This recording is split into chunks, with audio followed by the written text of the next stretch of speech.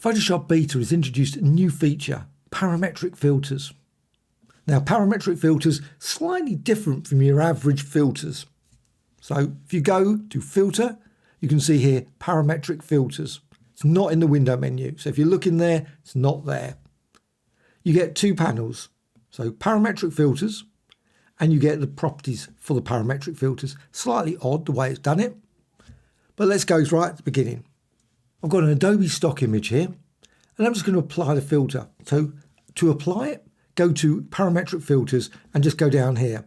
You've actually got also a share feedback, so you can click that and add your feedback, whether you like it or not. So go here and click. As soon as you've done that, you get this. Now, of course, depending on the image, you'll get a different result. Let's go to the actual panel here. Now, I don't need this there, but I'm going to go through some of these others in future videos. Now, you've got resolution here. You can, of course, go to draft. It looks a bit blurry. You can also go to ultra, and that's obviously the highest resolution. Now, it's not super high. So if you're using like documents 10,000 by 10,000, 20 by, well, the result may be not exactly what you want. But I'm going to go with medium just so to make it quicker for the tutorial purposes. You've also got presets. So you've got here mandala, mirror, mirror, and so on. So you can just go say mandala. Great way to start. You can also add your own presets. So if you want, just click here and add a preset. So say you change something. I'm just going to change the value 13, and then you just go click and you can add a new one. So mandala 1 and create. And also you got this. And you think, what does that do? Well, it doesn't do much. It's just got a randomized seed. Very strange. There are odd features of all these panels. Randomize it quite often doesn't seem to do anything. So if you click it, you just get a change in value. Maybe not super useful. Now, some of the filters do use it, so it's certainly worth keeping in mind. Well, let's just change the amount again. You can put it down to 4 or maybe 3, etc. Also, you've got another option here, symmetry mode. So with symmetry mode, you can go here, blended and cutted. Is there such a word, cutted? But anyway, cutted. And you can see it cuts the image. But I prefer personally the blended. You can also go for invert blended mirror. So invert blended mirror and you get that result. So you can just try out all the different settings. Now, these filters are not super quick. They are quite sluggish. I don't know how they interact with the document. Clearly, there's some work in between, the processing, very odd. Now, all these are sort of connected with materials, all the substance. So if you've got substance, I think it's Designer, one of those packages, Stager, there's a whole load of different packages.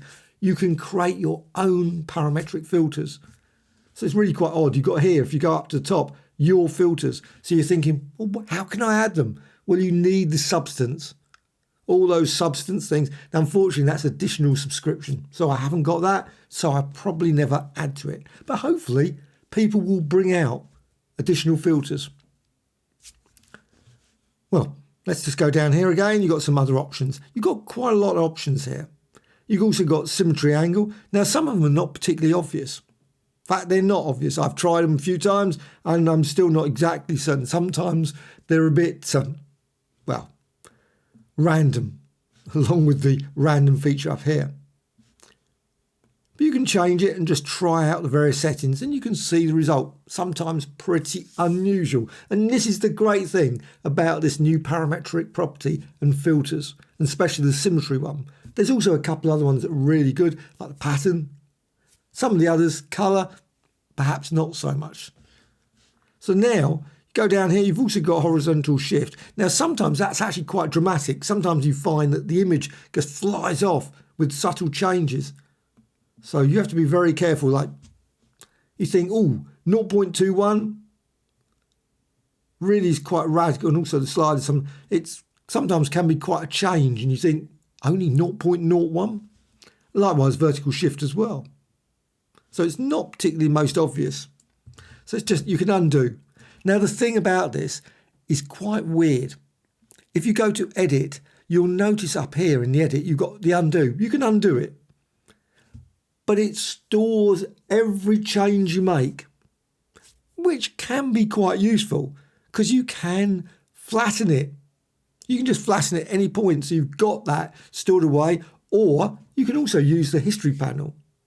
And you can use that to create some interesting designs as well. And I'm going to go through that in a future video. So now here, transform, and you can change that, and you can see the result of that. And that can create some very subtle changes.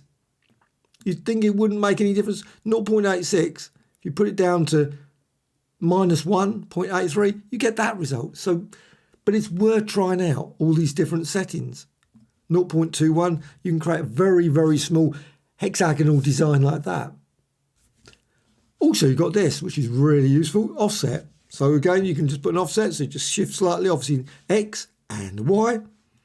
13, shifts again. Also, rotation. So you can put 45 in there. And you can rotate things. Sometimes useful, sometimes not. Now, it's a pity because the panel is quite slow, the response, even with a fairly small document, 2,000 odd, it's not great for experimentation. And weirdly, you've got reset. You'd think that resets the whole of the panel. No, it doesn't. All it does, if I say put 3 in there, and you can see what happens, it creates a very small little display like that, just reduces it in size. So it just repeats it, obviously makes it 3 times more. But the reset, if you click it, all it does is resets the 1 and 1, which personally seems a bit odd since I can just quickly type 1 and 1 quicker than I can type reset. That's it for this filter in terms of the panel. But you, of course, can use it in other ways as well. So you've got this design, and what you can then do is you can go over here to layers. So you can see layers. What's it generated? Well, it's generated this, a parametric filter, a smart filter. And that's quite useful because you can notice here, you've got a mask. So you can click on this and then you can add a mask into it. So just go for here, let's just look for the gradient. Here's the gradient tool, classic gradient, maybe in a different position for you. And you can then apply a gradient. Let's just go for a basic one. Just going to select that. And you can apply that. And you can see you get the effect. But you've also got the mask. The smart filter has been tweaked slightly so you can just reduce it. You don't have to do that, but it's available. You can also click here to remove it. So smart filter is very useful. And also you can go here, double click, and that will bring up the options. So you can then turn around and say, well, I don't want it blended in normal mode like this. So you can't see the underlying image. You can go for lighten and you can then see more, or maybe go for difference, and so on, to create some interesting effects there. Also, change the opacity, so you can reduce it down. And again, put it back to normal. And you can see a lot of different results can be just generated using this approach. The only thing about quite a lot of these filters, unfortunately all of them, is it always puts parametric filter. Doesn't give any real clues to the fact that it's a symmetry filter. So if you try and add, and you can add more than one filter here, not in a particularly obvious way, all you need to do is hold down the Alt or Option key on your keyboard and click on it and drag. It does work occasionally. I've found that sometimes it doesn't. Just doesn't seem to do it. But you can drag and create another parametric filter. And as soon as you got that, you can then click on another filter here and you can then combine them. So it's, you know, not just one filter, you can add 5 or 10 of these parametric filters. So just click on there and again hold down the Alt Option key and drag, and you can see you've now got 2. And if you go there, click on that, and then you say click, I'm going to click on one of them, duotone. You can see you can add duotone as well as the symmetry one. So it's quite useful to be able to combine multiple ones, but it's a slightly unusual way of doing it personally. and I can then move that over there, and I can, of course, at any point just remove that one. But again, you don't know which one you've got because it doesn't say. Just doesn't say duotone. Would be nice if it did. Now, what I'm going to do, I'm going to do it with a layer. So I've got this design, and what I'm going to do, I'm just going to create a very quick layer. So let's just create something, edit, copy and paste. Nothing really amazing, but you could of course use other images as well, maybe a shape.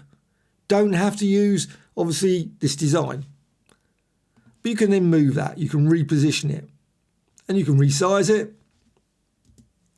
But once you've got that, this layer, you can then go over here and apply filter, parametric filters, or just click on that symmetry again.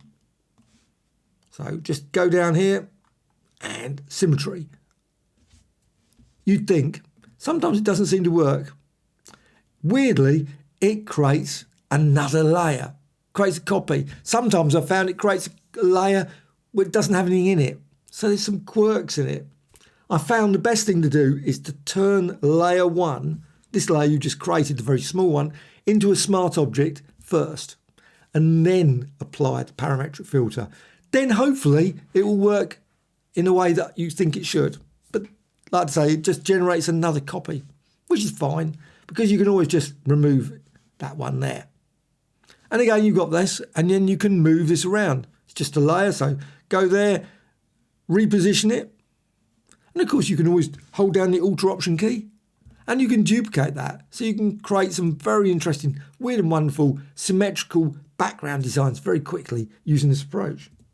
Let's just remove those now.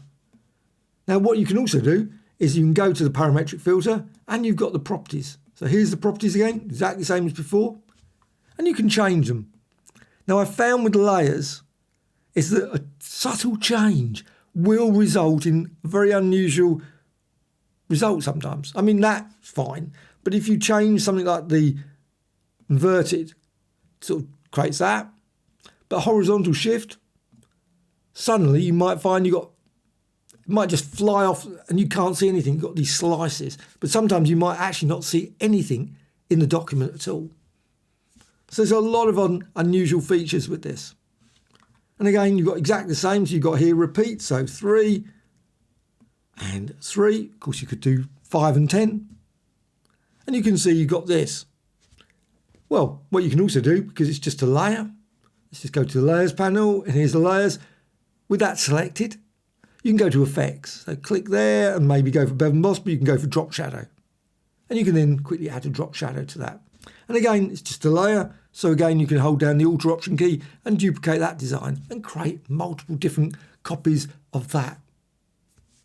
And there's loads more you can do with this symmetry filter. So symmetry, simply apply it just by clicking here and then tweaking it. Now you'll notice here, layers, let's just move that. It does also have a tendency to generate an empty one. Very odd. There are definitely some quirks. That's why it's a Photoshop beta, I guess. But layer and flatten image, you're back to that, and then use symmetry just by clicking there, and it should result, obviously, in the design that you want. And you can create literally millions of different designs. You could use it with shapes, text, and many other designs, gradient designs. So I say just go here, gradient, create a design. Can't use it because it's smart object, not thing. So let's just flatten that, create a gradient, something like that. And exactly the same as before, parametric, click on the symmetry, and you can see the design there. So you can create some really interesting gradient designs using this approach as well. Sometimes, but it's not the most controllable or obvious filter. And unfortunately, it's sort of just, but you've got presets. So you can always go back to the default, which makes it a bit easier, because sometimes I just find that I've set something, changed something, and it's completely ruined the image. So it's always a good thing, just go back, just use this mirror access there, or mandala, and then just try all the settings like that. But it's a very useful tool. So not perfect in terms of resolution. I hope they improve on that. Maybe have an ultra feature. I think it's very odd having that sort of level of names. Medium, what does that even mean? Ultra, you would think would be super, but it's not, unfortunately. Maybe they could have gone for numbers, 0, 1, 2, 3, 4, 5, 6, 7, 8. And then, of course, they could extend it to make it really high for, obviously, people that want super high resolution. And then just continue to experiment with it. Actually, that would be one of the features I would love to see in this. An experimental one where you just click randomize that actually does randomize. So randomize, and all these settings here are randomized. That would have been brilliant, but unfortunately not available. Well, I hope you found this of interest. If you've got any questions, please put in the comments below. Will you be using these filters? Do you like any of these filters? Do you think that this is a great tool, or do you feel like that maybe it's a slightly odd filter set?